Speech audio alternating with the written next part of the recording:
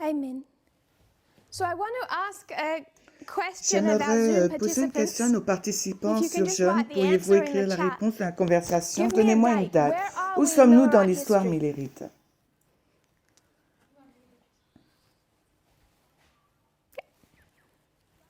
Write an answer in the chat. Écrivez Where la are we in réponse Millwright dans la history? conversation. Où sommes-nous dans l'histoire des millérites?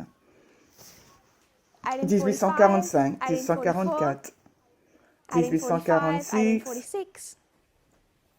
C'est intéressant. Nous avons quelques réponses. 1850. 1850. What information don't you Quelle have? information n'avez-vous pas? 1844 1844 à 1848. 1848. Sister Adriana says, what Sœur line? Adriana demande quelle ligne? So, everyone's answers Les are réponses correct, sont but the justes, mais la answer is- réponse, I think I tricked you all. vous êtes Sister tous Adriana made the point oui, that I wanted to piégés, je make. pense, et Which Sœur line are we talking Adriana a about? énoncé Brother un Braden says point it que je depends, voulais and it faire. does. De We quelle tried to say ligne before, parles-tu? the number of Et c'est juste, applications nous avons for the essayé beginning avant, of il y a un modern grand Israel. nombre d'applications And pour le you don't commencement know de what my l'Israël theme ancien. is. Vous ne savez You pas need quel to est know mon what thème. the Il faut theme of that savoir line le is thème de la ligne before avant que you would vous ne understand puissiez comprendre what le point point I'm que trying to j'essaye de make. présenter. So if I can Si je find peux a corner of trouver the un board, coin du tableau, you can see. I might rub out je this vais liberal line because there's effacer nothing cette on there ligne anyway. libérale car il n'y a rien inscrit. Vous pouvez juste simplement vous rappeler ce qu'ils font dans cette période. Je vais donc inscrire abolition et mondialisme afin d'avoir une trace. Mais avant de dire où sommes-nous dans l'histoire du commencement de l'histoire des millérites, il nous faut savoir de quel thème on parle. Il nous faut le parler. Il nous faut donc dessiner la ligne des 144 000. C'est la même chose que nous avons fait pour la ligne de la fin d'Israël ancien. Lorsque nous avons vu que la loi du dimanche, la fin de l'Israël ancien, était quelle date? Il s'agissait de l'encens. Nous avons la naissance, le baptême et l'an 34 en l'an. Et cela saute l'histoire de la croix. L'an 34 s'aligne avec 1850 et avec la loi du dimanche. Mais nous ne sommes pas en 1850. Nous ne sommes pas encore à cette balise de la loi du dimanche, Daniel 11, 41. Mais s'il fallait que je dessine leur ligne de réforme,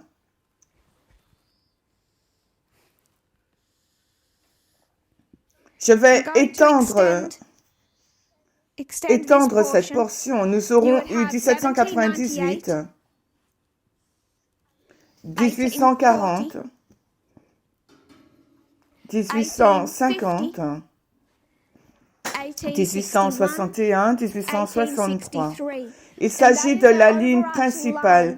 Je pense que nous en avons déjà parlé Cela a déjà été répété et renforcé. Peut-être que cette ligne est familière pour certains.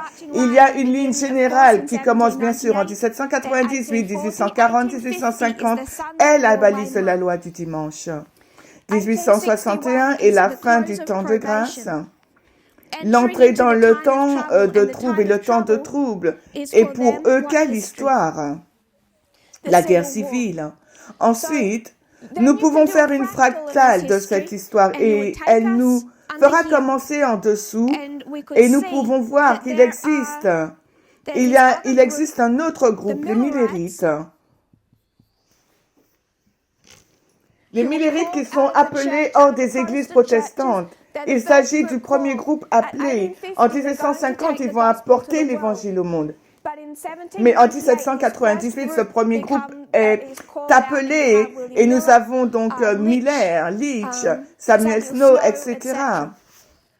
C'est la première fractale que nous pouvons créer à partir de cette ligne générale de réforme. Mais cette ligne correspond à celle de 144 000 si Christ serait revenu en 1863. Maintenant, où sommes-nous sur la ligne? Et Sœur Adriana a demandé quelle ligne? Est-ce que je fais référence à la ligne fractale ou à la grande ligne? Tout dépend de notre thème. Car j'aimerais introduire un thème différent. Quand vous arrivez en 1861, il s'agit de la FTG, mais l'adventisme pour cette histoire a déjà échoué, n'est-ce pas?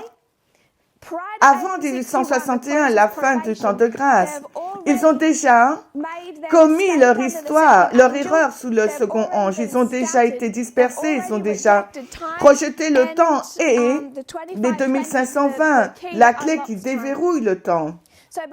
Donc en 1861, ils sont déjà tombés. Mais quand ils tombent en 1861, qu'est-ce qu'ils doivent faire? Car ils n'iront pas au ciel en 1863. Ils continueront en tant qu'Église. Et ils ne savent pas pour combien de temps, car ils ont perdu le sujet du temps. Que doit-il faire maintenant pour survivre dans cette histoire? Ils ont tout gâché. Ils ont gâché ce qu'ils devaient faire. Ils ont perdu leur message prophétique. Ils sont entrés dans la condition laodicéenne. Et maintenant, j'aimerais dire que nous sommes ici. Nous sommes dans l'année 1862. Voici 2019, 2020 et 2021. C'est notre période de la moisson. Mais nous avons déjà passé notre fin de temps de grâce. Et nous sommes dans le temps de trouble de Jacob. Nous sommes ici en 2020 car le thème est l'organisation. Lorsque les Millérites échouent dans cette histoire, car il s'agit d'une histoire d'échec, ils arrivent à leur temps, à leur FTG et qu'est-ce qu'ils ont besoin de faire? Ils ont besoin d'être organisés. Avant cette histoire, c'était le chaos. Le chaos et le dysfonctionnement. Ils ne peuvent pas avancer plus loin dans l'œuvre, à moins d'en faire un pas en arrière et de s'organiser. Et ils s'organisent. Ils ont commencé à s'organiser en 1861. Ils ont terminé ce processus en 1863. C'est une œuvre d'organisation du début à la fin de la dispensation. J'aimerais citer Ellen White. À partir de la Review and Herald, je vais l'inscrire là. C'est la Review and Herald. Le 27 août 1861, le paragraphe 1. Review and Herald, 27 août 1861, paragraphe 1.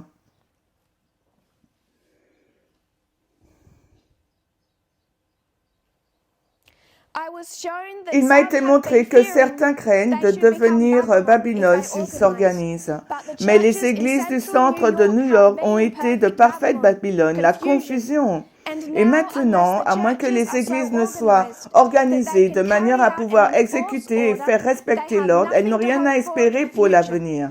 Elles doivent se disperser en fragments. Les enseignements précédents ont nourri les éléments de la désunion. Un esprit a été chéri pour observer et accuser plutôt que pour construire. Si les ministres de Dieu prenaient ensemble cette position en toute unité et la maintenaient avec décision, il y aurait une influence unificatrice parmi le troupeau de Dieu.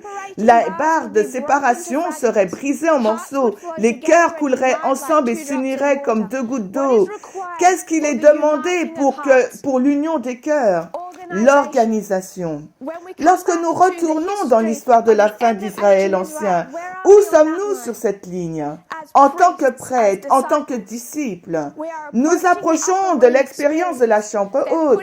Ils mettent de côté leurs différences. Les disciples dans cette dispensation sont unis, leurs cœurs ont fusionné, ils étaient unis comme deux gouttes d'eau, et cela était nécessaire pour l'approche de l'œuvre à faire à la Pentecôte. Et Ellen White nous dit que cette expérience est introduite par l'organisation. Il y aura une puissance et une force dans les rangs des observateurs du sabbat, dépassant de loin tout ce que nous avons été témoins. Les cœurs des serviteurs de Dieu sont attristés par les réunions alors qu'ils vont d'église en église de l'influence opposée d'autres frères ministres. Des individus se sont tenus prêts à s'opposer à l'avancée que le peuple de Dieu a fait. Mais quelle avancée? L'organisation.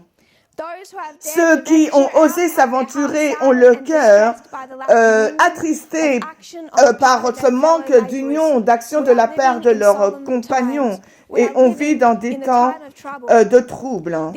L'agitation du sujet de l'organisation, ça c'est mon ajout, l'agitation de l'organisation a révélé le grand manque de courage moral des ministres proclamant la vérité présente.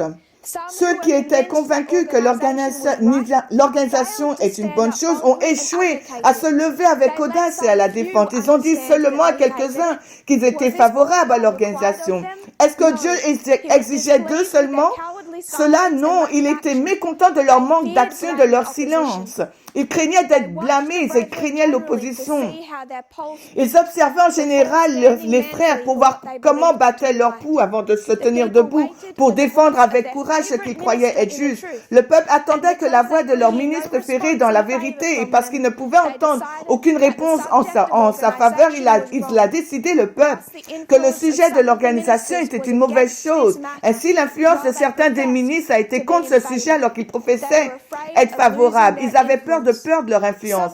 Quelqu'un doit venir et porter la responsabilité et risquer son influence. Et comme il a été censuré et elle a reçu un blâme, il a amené à la supporter.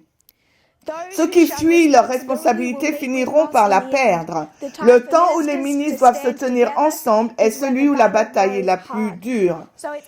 On est en 1861. Vous entrez dans le temps de trouble et ce qui a commencé à prendre place, c'est l'organisation du mouvement.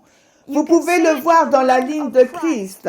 Lorsque vous prenez le commencement de la moisson des disciples, il s'agit de la croix. Ils traversent la période, cette expérience de 40 jours qui conduit à la Pentecôte. Et que font-ils? Ils s'organisent. Vous pouvez le voir sur les deux lignes de la fin de l'Israël ancien, que vous fassiez référence à l'histoire où les lignes du baptême s'alignent avec 2019, alors Jésus sort et prend ses disciples, il commence le processus de l'organisation. Quand vous pensez à l'application des prêtres de ce premier groupe appelé, vous pouvez le voir dans l'expérience de la chambre haute. C'est l'organisation qui devrait unir le peuple de Dieu en 1861, d'unir leurs cœurs pour qu'ils coulent ensemble comme deux gouttes d'eau. Et quelles sont les accusations que les gens font? De quelle façon les gens répondaient-ils à cette œuvre d'organisation? Il m'a été montré que certains craignent de devenir Babylone s'ils s'organisent. Que sont-ils en train de dire? Qu'est-ce que Babylone? Babylone est une dictature. Mais pour que les églises dans le centre de New York, le mouvement était déjà Babylone parce qu'il y avait de la confusion. Maintenant, à moins que l'église soit organisée, elles peuvent avancer et appliquer l'ordre. Il n'y a rien à espérer pour le futur. Elles doivent être dispersées en morceaux. Pourquoi avons-nous cette période de temps entre 2019 et 2021? Cela s'aligne parfaitement avec 1861, 62 et 63. C'est parce que ce mouvement est en désordre et dans la confusion. Lorsque l'ancien Jeff, il n'était plus le dirigeant depuis 2014, mais cela lui a pris 5 années pour se retirer de ce rôle. Et quand il l'a finalement fait, il a quitté ce mouvement dans le chaos, le désordre et la confusion. Et le travail depuis lors a consisté à nettoyer cette action, d'organiser l'œuvre, de sorte qu'elle puisse continuer et appliquer l'ordre. Et à chaque étape, les individus ont été prêts à s'opposer à l'œuvre de Dieu. Il y aura alors une puissance et une force dans les rangs des observateurs du sabbat, dépassant de loin tout ce dont nous avons encore été témoins si ce travail s'accomplit. Ce travail sera accompli à la Pentecôte, parce que là, que recevrons-nous à la Pentecôte? De la puissance et de la force. Les ministres ont permis cette confusion et ce désordre. Ils ont dispersé en fragments les précieux enseignements précédents qui ont nourri les éléments de la désunion.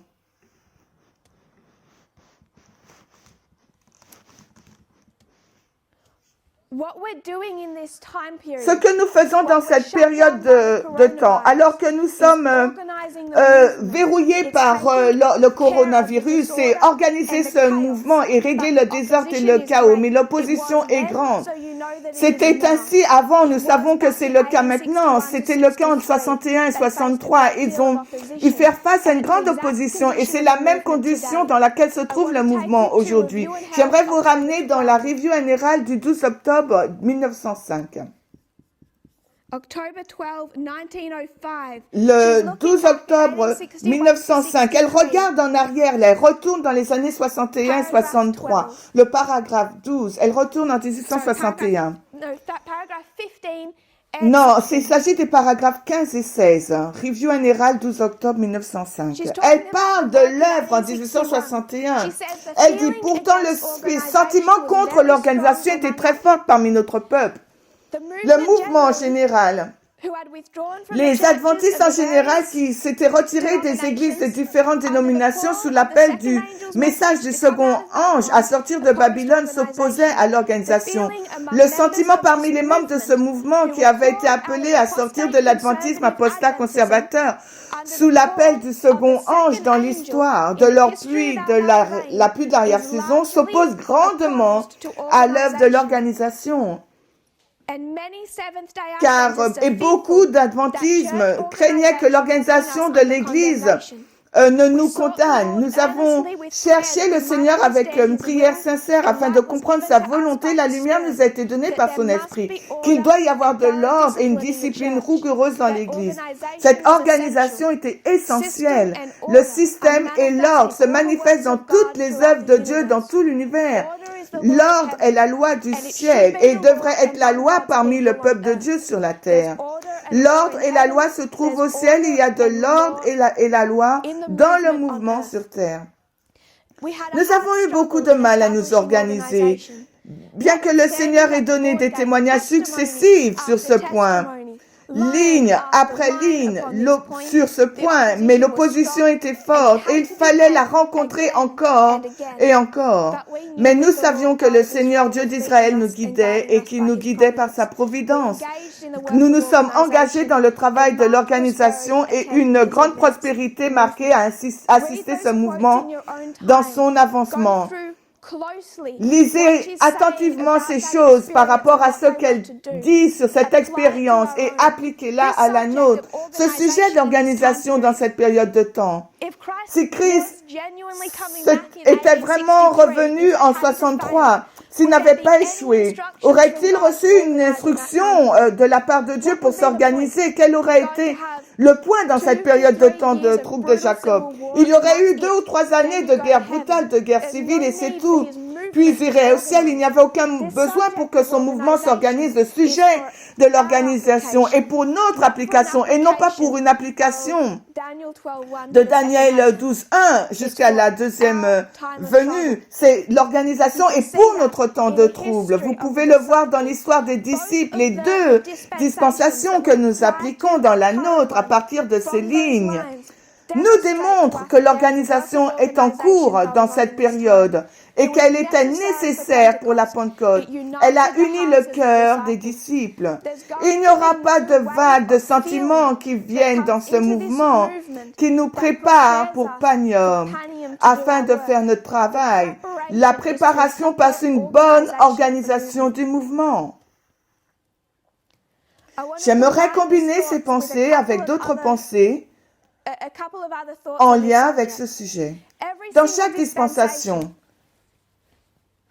cela a été présenté lors de la conférence biblique l'an dernier en Allemagne. Chaque dispensation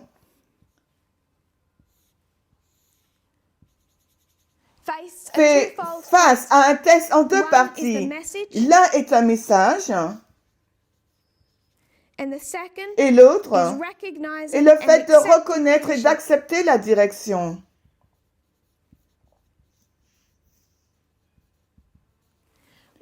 Nous avons démontré cela dans notre labourage. Les gens devaient reconnaître entre l'ancien Jeff et la structure de la conférence de l'Adventiste.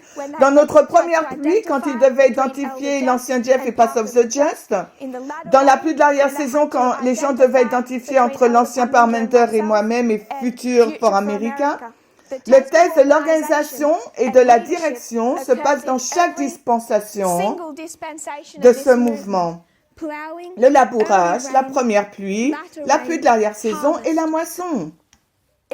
Ce test arrivera dans notre période de la moisson, mais arrive de façon plus intense parce qu'il arrive dans l'histoire exacte où, sans considérer notre position, il nous est demandé d'être organisés. Donc, il existe plusieurs points.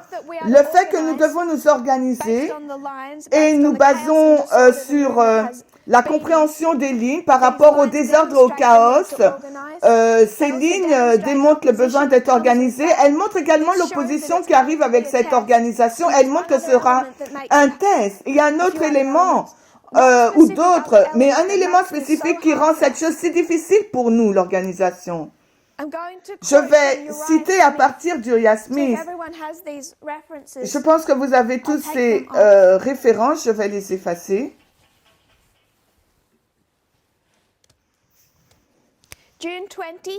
Le 20 juin 1865. URSE. ARSH.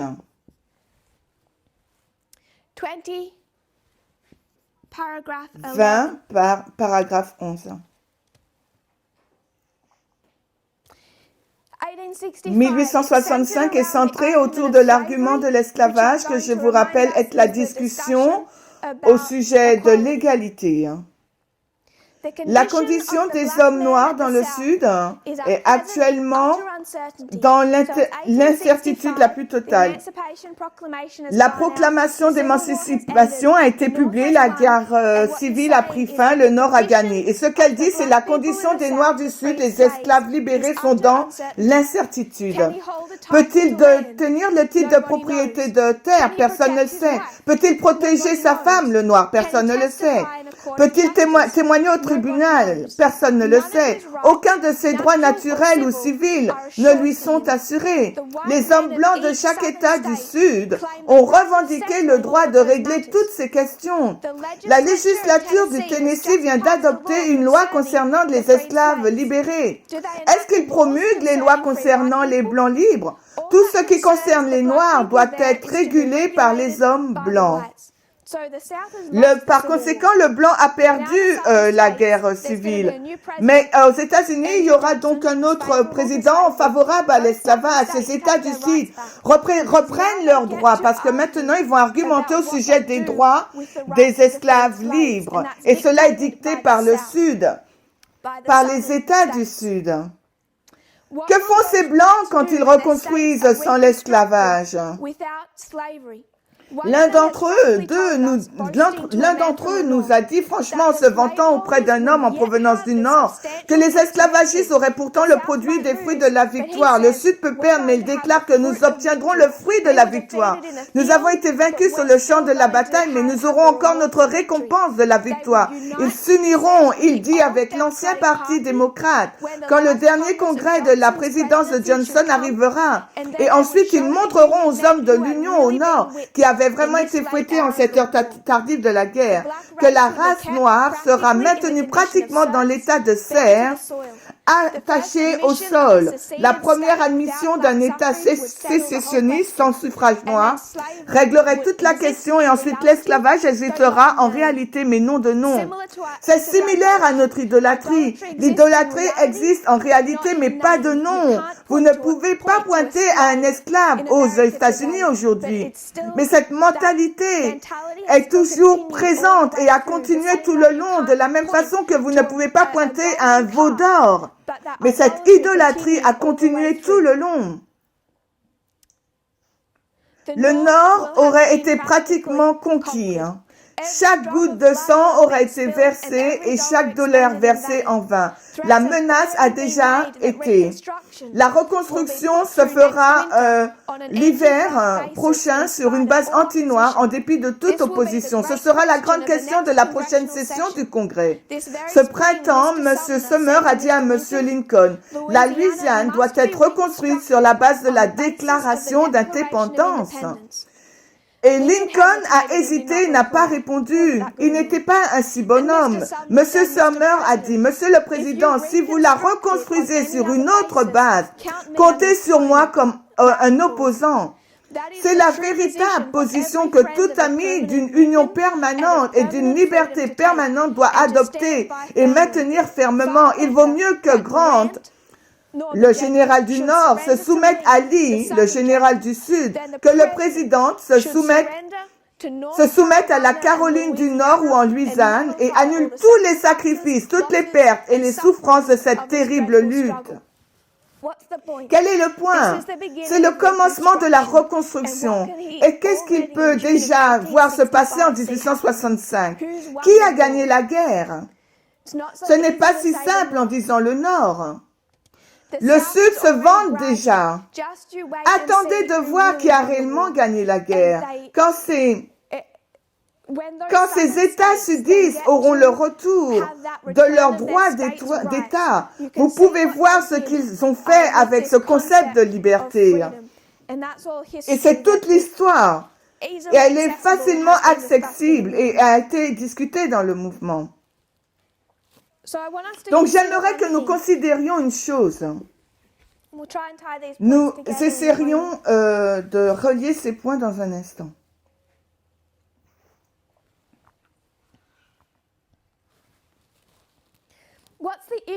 Quel est le problème aujourd'hui?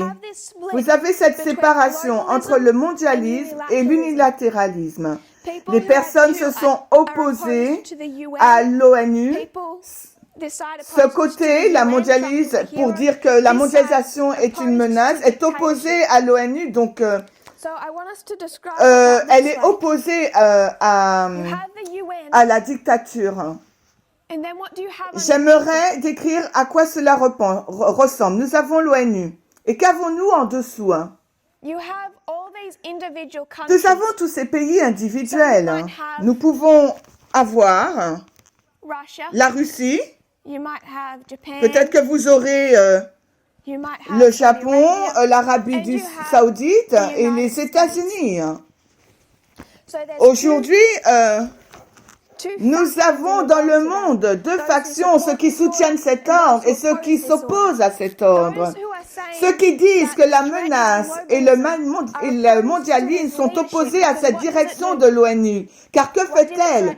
Quelle était la menace en 2003 sur ce qu'elle menaçait de faire? De violer la souveraineté de l'Amérique à envahir l'Irak. Les États-Unis étaient contrôlés par l'ONU. Les nations qui participent à l'ONU ont une restriction placée sur leur comportement par l'ONU. Si les pays vont trop loin, l'ONU intervient. Elle peut les bloquer, elle peut les envahir, elle ne collabore plus avec ces pays, elle peut placer des sanctions. Mais chacun des pays qui constituent l'ONU n'a plus sa propre souveraineté. Et cette situation a commencé à être un véritable problème, et particulièrement pour Ronald Reagan jusqu'aux années des Bush et celle de Donald Trump aujourd'hui. Car que fait cette union? Elle viole la souveraineté américaine.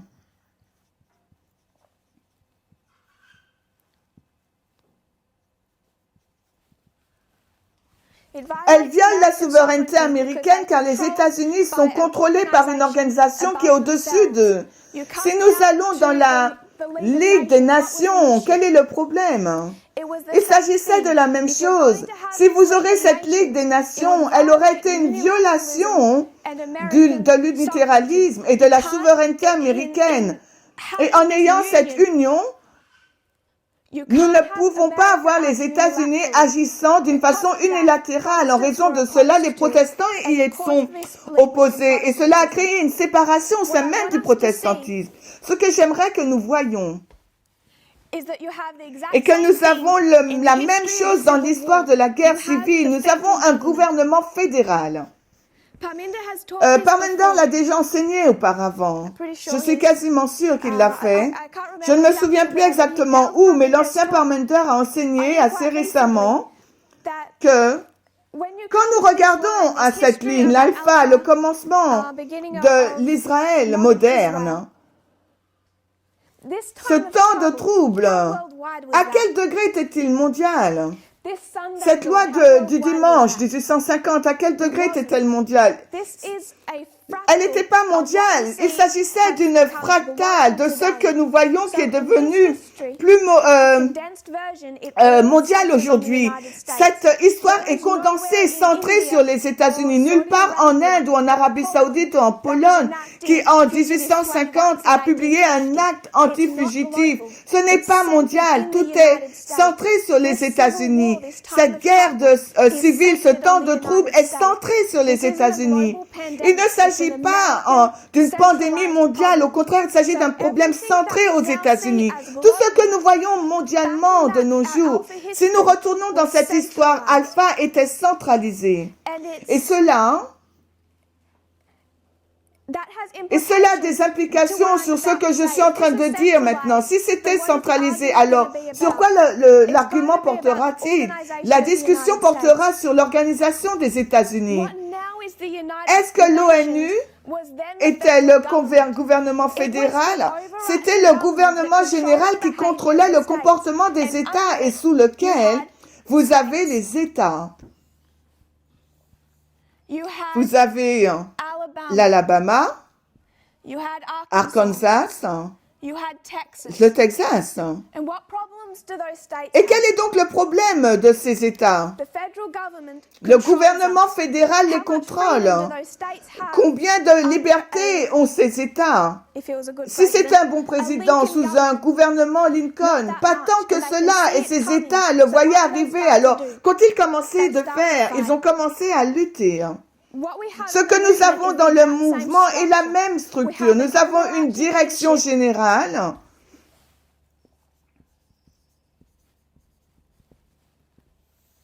Puis nous avons des ministères. Et je n'indiquerai aucun ministère parce que sinon ils penseront que je les cible. Nous avons exactement la même structure. Nous avons un mouvement avec deux anciens à la tête, l'ancien Parmenter et moi, puis nous avons des anciens continentaux et nous avons ces ministères. Et ce que nous faisons face aujourd'hui et comment les ministères se sentent par rapport à l'organisation. Nombreux sont ceux qui n'ont aucun problème.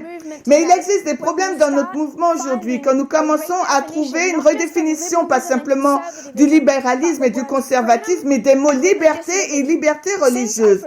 Dès que j'ai commencé à présenter depuis les 2 dernières années, pratiquement, sur les thèmes des libéraux et des conservateurs, ces titres qui sont des mots ont été en quelque sorte parfois redéfinis. Comme cela existe dans l'histoire, dans l'application de l'histoire, nous ne parlons pas de réforme, mais nous parlons du libéralisme et du conservatisme social. Nous ne parlons pas de maquillage, de bijoux et de ce genre de sujet.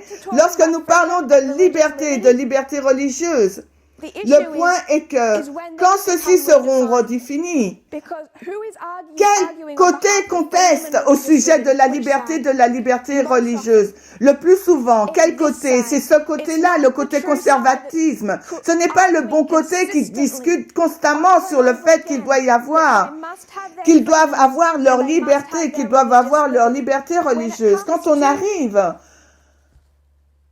à 1850, 1861, combien de liberté le Sud était-il supposé avoir? Ils n'avaient pas de liberté. Avaient-ils la liberté religieuse pour pratiquer leurs croyances religieuses de la façon dont ils le souhaitaient? Non, cette liberté ne leur a pas été donnée. En 1888, cette liberté ne leur a pas été accordée non plus. Quand nous arrivons en 1919, tout ce qui se passe dans l'histoire des guerres mondiales était ce qui était condensé dans notre histoire alpha. Cela a été concentré en Amérique et a explosé, devenu un sujet mondial. Cela a évolué de la guerre civile à un gouvernement fédéral qui supervise les États, puis de la Ligue des Nations, une ligue qui contrôle des États d'un pays, pour finir à l'ONU qui est tout simplement une autre ligue qui contrôle les pays indépendants. Ce qui nous ramène aux arguments présentés par le Sud dans ces documents quand ils se battaient pour les droits des États. Les gens me contactent aujourd'hui. Je reçois ces messages et c'est un peu sarcastique et cela se passe de plus en plus fréquemment quand les personnes me contactent en disant « N'ai-je pas la liberté ?» Lorsqu'ils l'expriment « N'ai-je pas la liberté ?» L'attente est j'enseigne la liberté, j'enseigne l'égalité, donc je suis coincée et je dois dire, bien sûr tu as la liberté. La vérité par rapport à cette question, c'est que tu ne l'as pas, vous n'avez pas la liberté. Par conséquent, si vous m'avez posé la question récemment en m'envoyant un message, je vous donne la réponse dans ce mouvement. Nous n'avons pas de liberté, ni de liberté religieuse de la façon dont certains les décrivent. Nous avons plusieurs problèmes dont nous faisons face. Nous devons nous organiser selon le modèle de 1861 à 63. Les individus, je ne regarde pas à cela, je ne crois pas qu'il s'agisse de la dictature de Babylone pour s'organiser et d'introduire l'ordre. Les ministères aussi doivent être organisés et doivent soutenir l'organisé, ne pas rester silencieux ou soudainement s'opposer à l'œuvre d'organisation parce qu'ils ont peur de leur réputation. L'organisation est nécessaire pour nous conduire à la Pentecôte. C'est ce qui nous unira dans la chambre haute. C'est une organisation correcte. C'est le test de cette dispensation d'une façon spéciale. C'est dans chaque dispensation que nous trouvons l'organisation, mais jamais comme autant dans cette dispensation arrive le test pour identifier la direction et mettre en place une bonne organisation. Ensuite, j'ai pris la citation de 1865 et la liberté dans le Sud. L'année dernière, c'était le message de l'égalité qui a été présenté. Dans ce message, nous avons dit dans ce mouvement, il n'existe aucune soumission basée sur le nationalisme, sur le sexisme. Il y a une déclaration d'émancipation pour les femmes de ce mouvement. Tout est bien bon et c'est sur ces choses que plusieurs ministères s'attendaient à ce que cela reste ainsi. Dire simplement que les femmes sont égales et laisser là le sujet. Et le problème, c'est que ni l'ancien Parmenter et moi-même n'avons fait cela. Nous nous sommes impliqués personnellement dans la façon dont les ministères sont organisés et fonctionnent. Nous leur avons demandé de nous envoyer leur planning des prédications, de nous donner une preuve, la raison pour laquelle nous faisons cela pour le même problème. Ce n'est pas suffisant de proclamer l'égalité et la liberté. Ensuite, est-ce qu'il a été donné aux États de mettre en place ce que leur dictait leur propre droit des États? Non.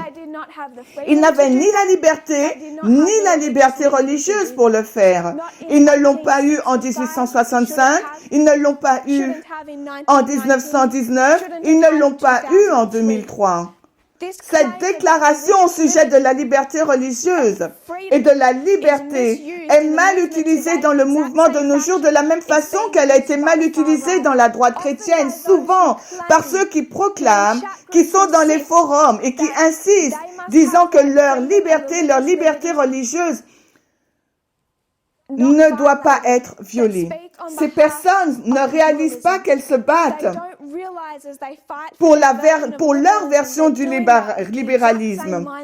Elles ont le même état d'esprit que celui du Sud et de la droite chrétienne. C'est exactement les mêmes réponses, arguments. Ils se battent pour leur propre dictature. La direction de ce mouvement, elles pensent qu'elles argumentent ces personnes pour la liberté, mais elles s'opposent à la direction de ce mouvement. Les ministères pensent avoir le droit de s'organiser eux-mêmes sans aucune supervision. Ils se battent en faveur du droit des États et de la dictature. La dictature ne vient pas des dirigeants, elle ne vient pas de l'ONU, elle ne vient pas de la Ligue des Nations. Elle ne devait pas venir d'Abraham Lincoln. La dictature est venue de la part des États quand ils ont refusé d'accepter un contrôle. La reconstruction s'est passée car la proclamation de l'émancipation a été faite et alors il a été donné aux États de l'appliquer eux-mêmes. Je suis allée dans des pays qui disaient nous n'avons jamais cru, nous n'avons jamais su que l'organisation, que l'égalité impliquait que nous devrions changer notre comportement, ni dans nos foyers, ni dans nos ministères, ni dans d'aucune façon. Nous ne savions pas que nous devrions traiter nos femmes comme notre égal. Nous pensions qu'il s'agissait d'une sorte de concept logique. Et laisser à eux-mêmes tout ce que vous auriez eu en retour aurait été un retour à l'esclavage. Mais nous ne les laisserons pas livrer à eux-mêmes. Nous devrions avoir une organisation correcte à l'intérieur et à l'extérieur, et à l'intérieur, incluant le sujet de l'égalité. Donc les questions qui sont posées aujourd'hui, n'ai-je pas le droit? N'avons-nous pas le droit?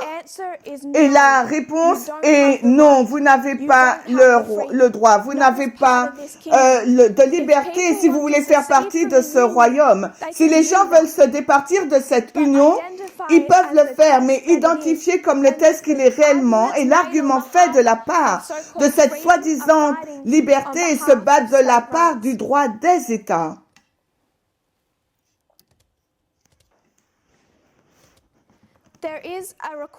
Il y a une exigence par rapport à la façon dont nous opérons. Le SUGE a constamment cette étiquette sur l'épaule depuis le tout début. Et ils voient tout le temps que leur liberté est en train d'être entravée et que leurs droits d'État ne sont pas en train d'être respectés, que leur liberté est en train d'être violée. C'est leur étiquette qui est posée constamment sur l'épaule du Sud, pour ainsi dire. Et aujourd'hui, nous le voyons dans le mouvement. Les gens ont besoin de réaliser la raison pour laquelle nous n'allons pas vers les gentils, car que disent les disciples dans cette histoire? Restaure ton royaume, restaure Israël. Tu es ressuscité des morts, assurément, maintenant tu peux tuer les Romains. Est-ce qu'ils avaient compris? Non. Pourquoi? Parce qu'ils sont nationalistes.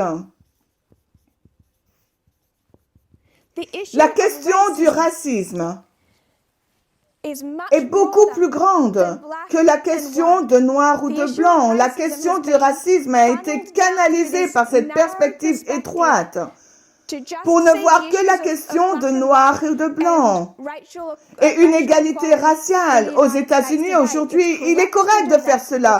Il est correct de le voir aussi. Mais la question du nationalisme est beaucoup plus grande que la plupart des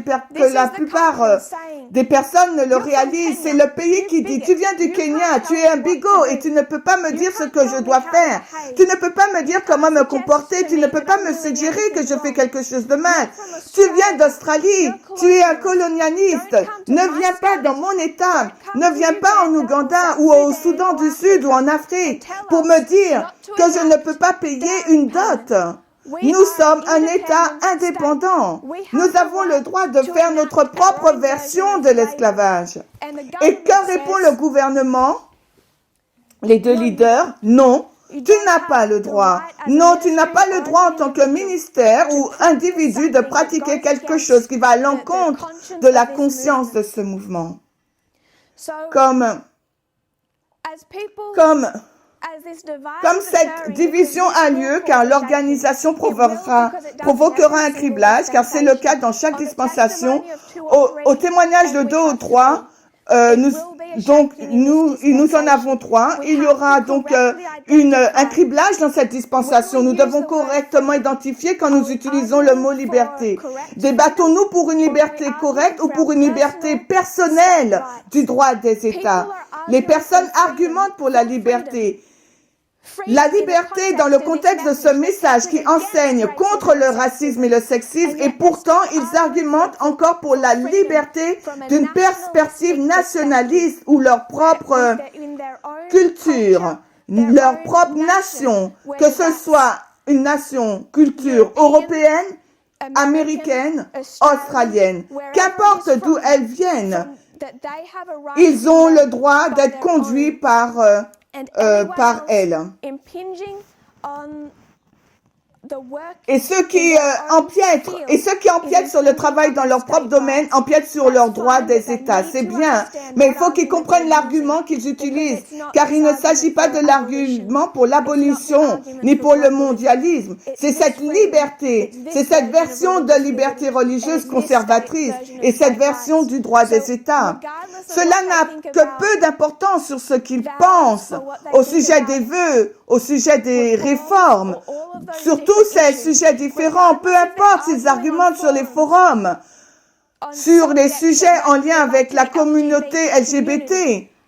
Comprendre que le comportement est nationaliste, alors qu'ils se battent pour la liberté, ils n'ont jamais réussi au test du nationalisme. Les disciples ne l'avaient pas compris. La grande majorité de ce mouvement ne l'a pas encore compris. Nous devrions étendre la définition du racisme, du sexisme. Prenez le racisme et identifiez-le pour ce que c'est. Ce n'est pas condensé à l'intérieur des États-Unis. Il s'agit d'un sujet mondial de nationalisme, où nous appartenons à un royaume qui ne prête pas attention à notre pays d'origine, à notre culture d'origine. Le mouvement qu'importe pour lui d'où viennent vos dirigeants. Personne ne devrait se préoccuper d'où venait Obama, de quel pays venait-il. Personne ne devrait se soucier s'il était hawaïen ou texan.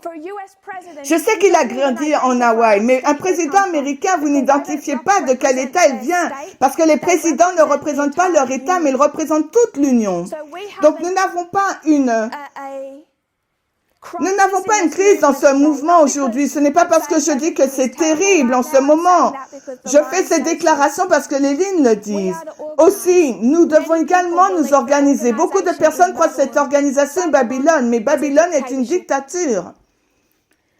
Ellen White dit que le chaos et le désordre sont Babylone. Ce n'est pas l'organisation. Nous pouvons le voir sur plusieurs lignes que l'organisation est ce qui nous est demandé pour amener l'union en tant que croyants et nous rendre aptes à faire le travail à la Pentecôte. Nous pouvons voir qu'il s'agit d'un test à chaque dispensation aussi. Pas plus que la dispensation dans laquelle nous sommes. Alors que nous nous préparons à faire ce travail, nous comprenons qu'il y a deux versions dans le mouvement, tout comme il y avait deux versions dans le protestantisme, tout comme il y avait deux versions dans le monde entier. Au sujet de la liberté religieuse, ce n'est pas chaque utilisation du mot liberté qui est correcte. Ce n'est pas chaque appel pour respecter la liberté de quelqu'un qui est accepté. Il y a un problème différent dans ce mouvement qui devient un peu plus difficile pour ce mouvement. Et c'est le fait que personne ne m'a élu. Personne n'a élu les dirigeants de ce mouvement. Vous n'avez pas voté pour moi. Et j'aimerais tourner cela un peu sur sa tête. Je n'ai pas postulé pour être à la tête du mouvement. Je suis partie pour enseigner en octobre 2018. Ensuite, je projetais de revenir chez moi près de ma cuisinière et cuisiner et être avec mon chien. C'était ça le point. Je n'ai pas postulé pour être dirigeante du mouvement. Donc, j'ai été piégée dans ce que Dieu a mis en place, mais vous aussi. Je n'ai pas de liberté, vous n'avez pas de liberté, nous suivons tous la ligne. Donc quand quelqu'un me pose la question, est-ce que j'ai la liberté? Je ne suis pas celle qui restreint votre liberté, c'est Dieu. Si quelqu'un ne peut pas voir la différence, que ce n'est pas moi qui restreins votre liberté, c'est Dieu qui le fait, le ressentiment sera sur moi. Mais comprenez la raison pour laquelle je dis ce que je dis. Pourquoi je suis ici? Si je savais que l'an dernier me réservait, je n'aurais jamais enseigné. Mais nous suivons les étapes sur lesquelles il nous conduit, parce que c'est lui qui est au contrôle. Nous ne sommes pas au contrôle. Il dit l'égalité, nous appliquons l'égalité. À la fois dans un contexte théologique, mais aussi sur la façon dont nous attendons à ce que chaque coin d'un ministère se comporte et fonctionne. En tant qu'Église, jusqu'à un grand ministère, en passant par les dirigeants continentaux, au niveau de l'ancien Parmenter et moi-même sur notre façon de fonctionner. Nous sommes conduits par les mêmes règles. Et ce qui se passe, c'est que les gens ne reconnaissent pas que Dieu est au contrôle, que Dieu a placé ses dirigeants. que Dieu a placé ses règles et ses règlements dans le mouvement. Ils nous blâment.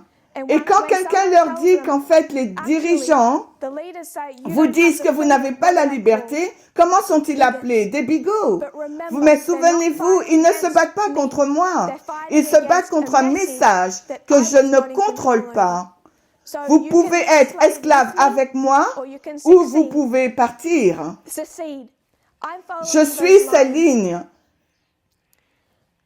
Vous devez comprendre que dans cette dispensation, plus que dans n'importe quelle autre, quels sont les tests. Il se pourrait que le message de cette dispensation crible que très peu de personnes, mais la mise en place de l'organisation sera difficile. Ce fut le cas à l'époque des Millérites, lorsque plusieurs s'opposaient, quand les principaux ministres s'opposaient. Mais cela ne devrait pas nous stopper. Lorsque les personnes utilisent les mots liberté, liberté religieuse, ils utilisent le terme bigoterie quand elles s'engagent dans ce dont j'ai parlé la semaine dernière. Non simplement des arguments qu'ils prononcent, mais ils adoptent le même comportement que celui de FFA, le même enseignement que celui de FFA. Il vous faut reconnaître ce que vous êtes en train de faire. Vous utilisez les méthodes de FFA, la méthodologie de FFA et son comportement aussi pour contester de la part de cette liberté religieuse conservatrice et non pas cette liberté religieuse qu'enseigne ce mouvement. Dieu nous a conduits jusqu'ici. Je suis soumise à ce qu'il fait et fera par la suite. Je ne sais pas ce qu'il fera. Je suis autant...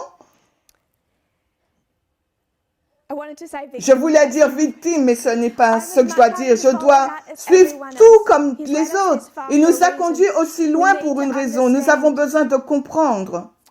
Nous devrions avoir foi dans les lignes. Ce sont les lignes qui nous tiennent et qui nous permettent d'avoir confiance dans ce que Dieu est en train de faire et dans ce qu'il a fait.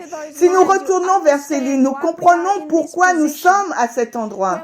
Quand nous comprenons que l'organisation est sur les lignes, ce que l'organisation, à quoi elle doit ressembler, comment elle doit être appliquée, ce qu'elle est censée représenter, ce pourquoi nous nous positionnons. Nous ne sommes pas là pour défendre nos droits d'État quand ils violent une procédure, une égalité correcte organisationnelle. Quand les personnes peuvent voir l'organisation sur la ligne, elles savent que cela ne vient pas de moi. Ce n'est pas moi qui suis en train de vous dire ce que je pense. C'est une voix qui vous pointe à la parole de Dieu. Cher Père Céleste, merci pour tes bénédictions. Seigneur, nous devons faire tout ce travail dans le temps de trouble. Quand les gens font face à des souffrances personnelles, quand elles luttent avec les attaques personnelles du diable, nous devons faire cela. Quand nous sommes dispersés, quand il y a de l'incertitude, tant de problèmes viennent en même temps pour tenter de détruire ce mouvement. Mais nous reconnaissons, Seigneur, que tu as été au contrôle. La ligne nous enseigne qu'il s'agit d'une histoire de succès. La ligne nous enseigne que nous serons prêts, que nous ferons cette œuvre. Nous irons vers les Lévites, nous irons vers les Nétiniens, et tu auras un peuple préparé pour ta la seconde venue. Seigneur, il n'y a aucune certitude que chacun d'entre nous se tiendra debout ce jour-là. Mais je prie, Seigneur, que nous préparerons, que nous ne laisserons pas le nationalisme, le sexisme, notre propre version de la liberté et les droits d'État se mettre à travers du chemin, nous séparant de nos frères et sœurs. Seigneur, alors que ces péchés existent et que nous puissions les voir et nous puissions apprendre à nous comporter comme nous le devrions, comme des disciples de Christ, ils seront connus non pas comme les fils du tonnerre, non comme des disciples du premier ange. Ils étaient des disciples du second ange. Les disciples du second ange sont reconnus par l'amour qu'ils ont les uns pour les autres. Que nous puissions mettre cela en pratique, sur notre manière de nous comporter sur les forums, sur notre façon de parler les uns aux autres, les mots que nous utilisons et de la façon dont nous abordons l'organisation. Merci pour ces nombreuses personnes dans le mouvement que tu as suscitées, quelle que soit la capacité qu'elles ont, qu'elles enseignent les enfants à se préparer pour ton royaume. La génération suivante, ils ne deviendront pas la génération suivante, qui puisse être préparée pour cette œuvre, pour tous les responsables du mouvement, qui font leur part pour enseigner l'Assemblée à se détourner du nationalisme et du sexisme dans lequel le monde entier est en train de sombrer en luttant contre ce courant, que chaque membre du conseil d'administration, des ministères, Seigneur, chaque ancien continental, chaque membre de ce mouvement, dans sa propre sphère, qui est en train de faire ton œuvre pour partager ton message et que tu as suscité. Je prie, Seigneur, que nous puissions mettre notre foi en toi et dans les lignes. Mettre notre foi sur là où tu nous as conduits aussi loin. Que nous ne croyons pas que tu nous as conduits aussi loin pour nous laisser dans le désert. Nous savons que nous sommes dans le désert. Nous sommes dans les 40 jours de la tentation. Mais Seigneur, tu ne nous as pas fait sortir pour mourir ici en tant que mouvement. Nous avons une œuvre à faire. Seigneur, notre cœur a mal pour chaque membre qui glisse hors de ces lignes. Nous les aimons et nous aimons ceux qui sont déjà partis. Nous aimons ceux qui se lèvent et nous attaquent. Mais Seigneur, notre amour ne peut pas simplement les retenir. Les lignes doivent le faire. Aide-nous à te représenter correctement auprès d'eux et à ne pas être une pierre d'achoppement pour eux. Nous sommes dans des temps solennels. Et je prie, Seigneur, alors que nous recevons des attaques personnelles, alors que les personnes souffrent et luttent avec la dépression, les maladies mentales, les crises au sein des familles, tout arrive dans ce temps de trouble pour rendre toutes ces choses plus douloureuses, que ces personnes puissent comprendre l'amour que tu as pour elles et la véritable nature de ton royaume. Je prie, Seigneur, que tu aies de la miséricorde sur ton peuple. Dans le nom de Jésus. Amen.